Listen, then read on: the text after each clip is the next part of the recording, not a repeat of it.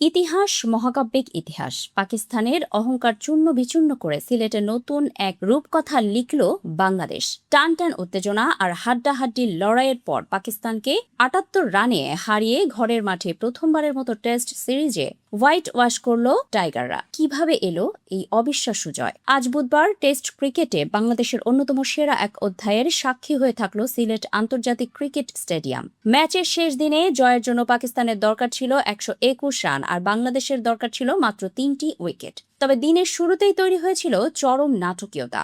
নাহিদ রানার বলেন, পাকিস্তানের inform batter Mohammad রিজওয়ানের সহজ ক্যাচ মিস করেন মেহেদী হাসান মিরাজ, আর সেই সুযোগ কাজে লাগিয়ে রিজওয়ান ও সাজিদ খান অষ্টম উইকেটে ৫৪ রানের জুটি গড়ে বাংলাদেশকে রীতিমতো চাপে ফেলে দেন।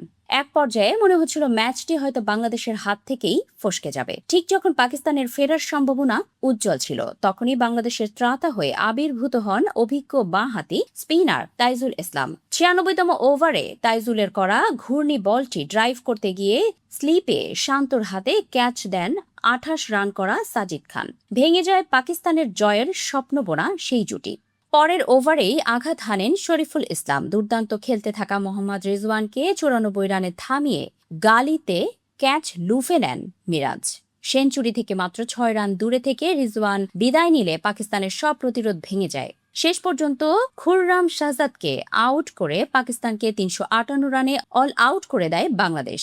এই ইনিংসে ১২০ রান খরচায় একাই ৬ উইকেট শিকার করেন স্পেন জাদুকর তাইজুল ইসলাম।